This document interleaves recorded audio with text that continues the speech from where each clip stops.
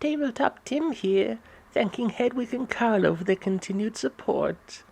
Side note, if Dee and Daniel maybe wanted to go somewhere to talk things over, work something out, I get off at 6.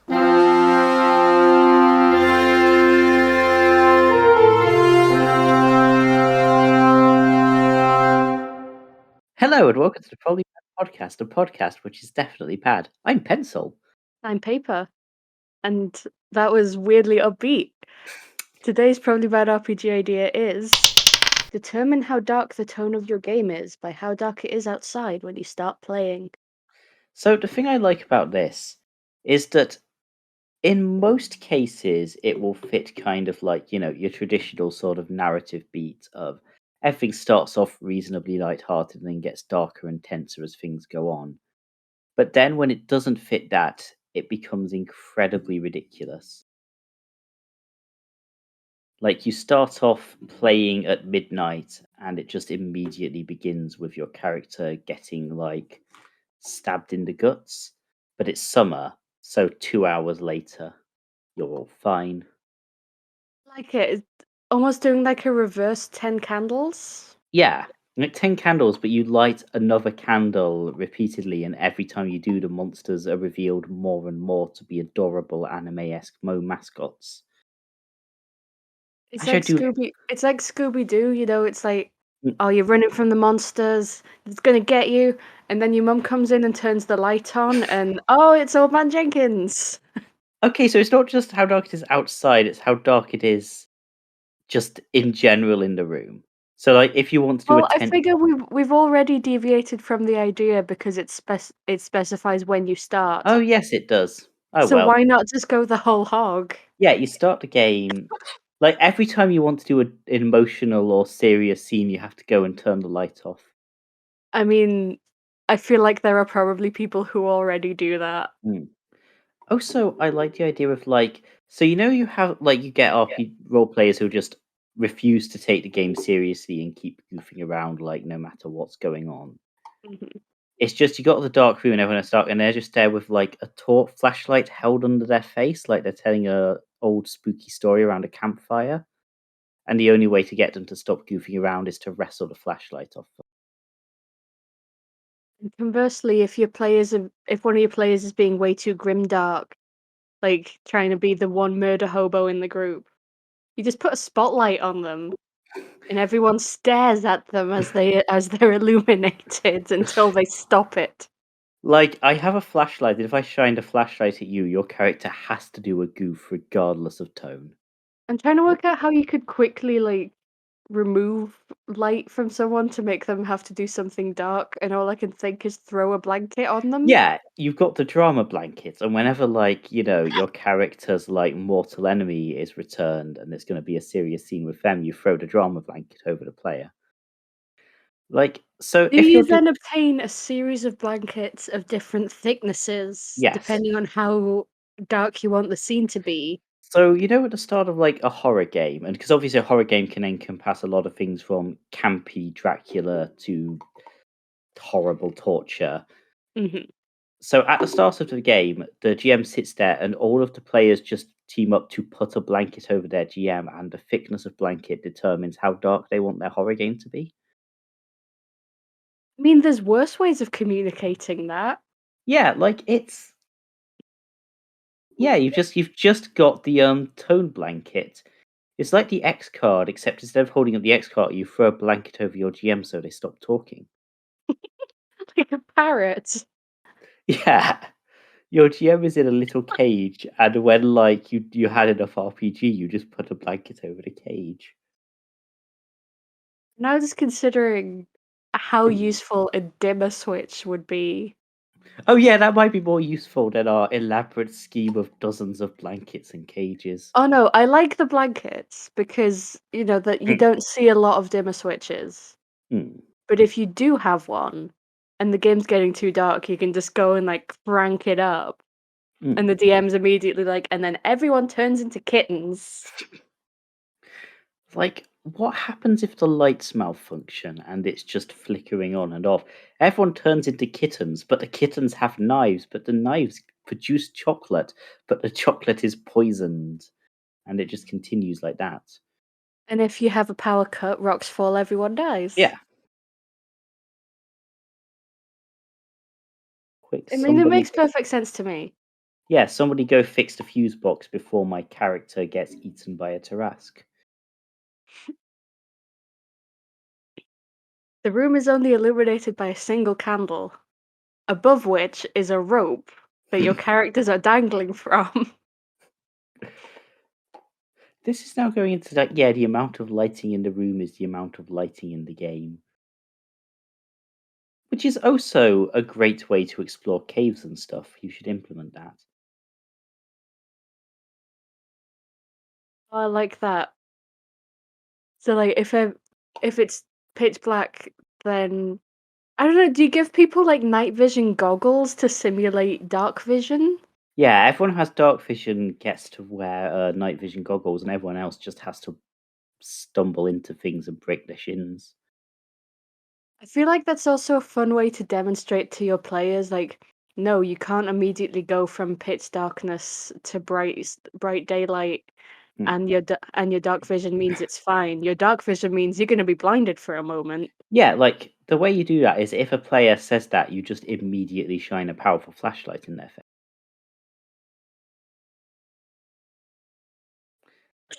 This is what you get for playing a drow, Steve. Yeah, just really aggressive GMing. Like I reckon, like you could leap that gap. Oh, could you, Steve? Well, there it fucking is. Go. This is very gradually becoming like moving from the lighting sets the tone to mazes and monsters. All our things eventually lead to mazes and monsters. That's true. All roads lead to LARPing, is what I'm learning. You reckon you wouldn't have disadvantage fighting someone with a weapon? Come on then, bro, let's go. And then you start attacking them with your flashlight.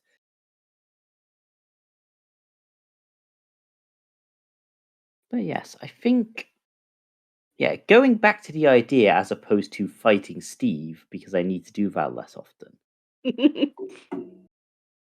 Yeah, I think like, yeah, you can also go to like the Arctic Circle to get like 30 days of very, very dark campaigning if you think that most of your game group won't be into that. Like if you have like 5 people in your game group who are like into like, really dark and messed up RPGs, and obviously you don't want, everyone else to sort of get involved with that. You just go to the Arctic Circle. That's definitely the easiest way to do that. Yes. Apropos of nothing, have you heard of blackout curtains? They seem less efficient than going to the Arctic Circle. That's fair. I mean, you've got to go to the shop, you've got to measure the windows. Yeah. And like if and you can do the inverse in that if you have like, people who are only into really light-hearted, fluffy games, you just go to the Arctic Circle during the summer. And you don't have black-in curtains.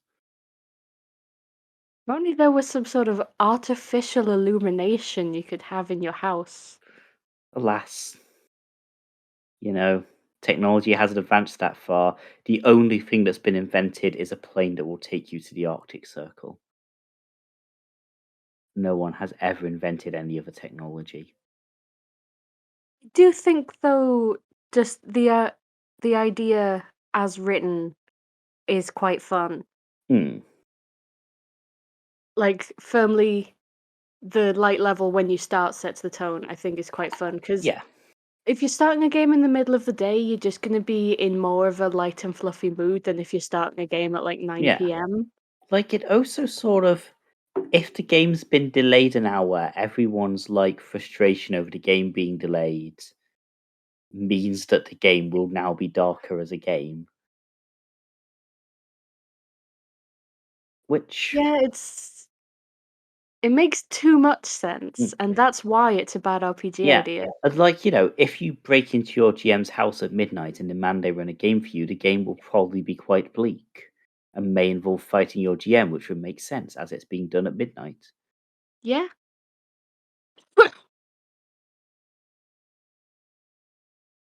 Plus, like, I've started playing Dungeon Crawl Classics, Mm, and it starts later than my other games, and it's yeah. darker, so that tracks. Relevant question. So suppose it's like an online game and it's nighttime or late evening in one country, but daytime in the other. Do do the two characters have wildly different tonal adventures? Like everyone who's playing in the UK is on like a grim quest to defeat a vampire that's preying on the poor and vulnerable, and everyone in America is going to rescue a magical woodland elf. I think it's more about the character's approach. Hmm. Like, I think the characters played by the Americans would be having just a great time, Yeah. and then there's one edgy Brit in the corner, like, life is pain, but I will do this thing. Just doesn't have this, but Just the emo party member. yeah, the emo party member, but they are dressed in with a monocle and like bowler hat. Well, What yeah, ho that's how good you know fel they're British. what ho good fellows, life is pain. Emo Bertie Wooster is a character I now have to play. And on that note, we should possibly go to questions.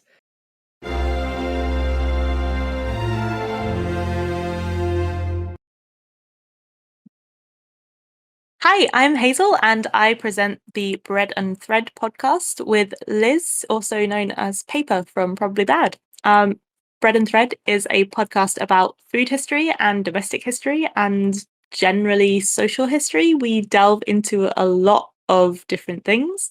So if you'd like to know which country has laws against importing sheep, what cookbook will tell you how to make a great martini and also how to survive a nuclear bomb attack, or why you are using a fork right now, then come over to Bread and Thread and give us a listen. You can find us on Spotify or wherever else podcasts are. I don't know. Our first question is anonymous. What are you all gonna do now that you've watched all the movies? Die? I mean, so I wasn't sure if this was one that the person wanted answering on here or just in general, but I thought we might as well discuss it here. Is for those who, you know, if you haven't been listening long or if you've been listening in a random order, which I know some people do, every 10th episode we have watched and reviewed an official Dungeons and Dragons movie. We've now done them all. We've done them all until the new one comes out next year. Because our work is never over. Mm. But I know one thing we thought about maybe doing was commentary tracks for the D&D cartoon. Ooh, yeah. Like the thing is, I've never seen the D&D cartoon. I know nothing about the Oh, I D&D haven't either. cartoon. I know that there's a weird little man who's the dungeon man, and I think it's kids get sucked into the D&D world, but I know nothing about it, so it'll be interesting for me to have opinions. I already dislike the third child to be introduced. I don't know which one that will be, but I will have a pointless resentment towards them. I'm gonna hold you to that. The other, but yeah, like it turns out there's actually quite a lot of D&D media. I'm shocked. People make D&D stuff apparently. So yeah, we're gonna do the not the comics. We're gonna do the cartoons, and yeah, after that, as I said, I will finally be laid to rest, having completed my unfinished business. I mean, there is also the option of just looking at random adventure modules and stuff like that. Yeah, But I think the cartoon will provide the most fun because yeah, it sounds absolutely bonkers. yeah. Like it sounds like a very 80s we're going to make a cartoon of this thing having skimmed the rule book while on cocaine. But again, I don't know it, so maybe it will in fact be a serious exploration of Kafka's account of bureaucratic systems. We'll see. Was it because neither of us have seen it? We don't know. Yeah. Yeah, if But it is in fact. we are also open to suggestions for what to do for episode Yeah. 60. Yeah, if it is in fact a very poorly named critical analysis of Kafka's metamorphosis, we'll keep you updated. Mm. So the other question that we have is anonymous, and it's, how do I ask out my DM? So, firstly, you sent in an anonymous message to their RPG podcast. I'm going to go incredibly hubristic here. I don't know which of my players would ask me out, but I'm going to go incredibly hubristic here. Like, I I'm think the hoping best. it's one of your players rather than one of mine. I mean, I guess to be fair, one of your players is your spouse, so that's mildly adorable. Yeah, I think the best way to do it is you get a dice, but you replace all of the numbers with the letters for "Will you go out with me?" and then you hand it them and go, "Hey, would you mind using this when you roll?" Have your character ask I out. believe that's 18 letters. Yeah, natural ones and natural 20s remain. Okay. If they roll a natural 20, they say yes, and if they roll a natural one, they say no. I like that because it's not, if you get a natural 20, they say yes. This is Yeah, just you're just so great that obviously going out with you is in that 20. yeah. I was thinking like you ask out the GM, and the GM's like, "I'll roll for it," which incidentally is a great response to someone asking you out. So I guess the actual first step would be to work out your charisma modifier. Yeah. What I would do. Okay, so as a trial run, attempt to seduce your GM and be like, "Oh yeah, I'm just figuring out how charisma is," and then they'll give you a number, and then after that, you ask them out legitimately once you know what your odds are with your charisma shots modifier. So I guess a follow-up question is, how do you work out your own charisma modifier? 'Cause I feel like you need to get feedback from other people. Yeah, so ask out all the other members of your game group first, and based on the number of them that say yes, you can figure out your like you can use like statistical modeling based on how many to determine what your likely charisma modifier That is, makes and sense. then you can ask out your GM. If you kind of assume that you're rolling a 10, Yeah. although you do also have to take their DCs into account. Yeah, so what you need to do is So like if the hottest person in your group says yes, that's a higher DC than if hmm. the least hot person says Okay, yes. so you go up to every player in your group individually. You ask them how likely they would be to date you on a scale of, DC 1 to DC whatever. They Mhm. give you a number. You ask them out. They either say yes or no. Now, with these two bits of information and assuming an average roll, you might need to ask them out like 2 or 3 times to just account for outlying rolls.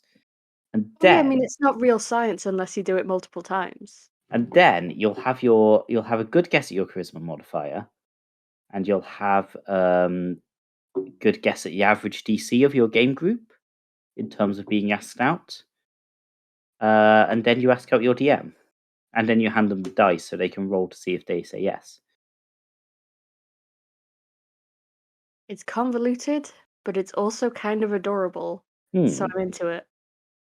I think the other way to ask out your DM is to ask out like every single NPC and see how long it takes them to get the picture, unless you're playing the bard, and then they will just assume you're playing a bard. Ask out your DM by saying that you brought snacks for the group and give everyone a different Swizzles Matthews sweet, but give your DM love hearts Hmm. and refuse to elaborate. I feel like, you can make that more blatant. So you start off with that. And then next time you're like, yeah, I brought snacks for the group, and then you just give love hearts to your GM. And then for the third one, you say, yeah, I brought a snack for the group, and then you just lie on the table in front of your GM and wink. There are 3 levels of like flirting, and those are the 3 levels. I mean, I don't know how serious you were when you asked us this, but we are probably not the correct people to ask how to ask Yeah, I someone mean, I out. feel like the answer is probably just ask them out. I don't Yeah, think there's a special DM tip. like I did not know I was being flirted with until I was asked out over a week later. So I do not know how to romance. Yeah, so as you can see, I do know how to romance. So if you follow all of my advice, success is guaranteed. Bring your like sexy character sheet as opposed to your standard character sheet. It's the same as a normal character sheet, except it's printed on some lingerie. It's the same as a normal character sheet, except has massive great badonka honkalonks. What you do is you get your passive perception tattooed on one breast and your armor class tattooed on the other one, so every time your DM wants to check them, they have to look at your tits. I hope this is helping you find true love.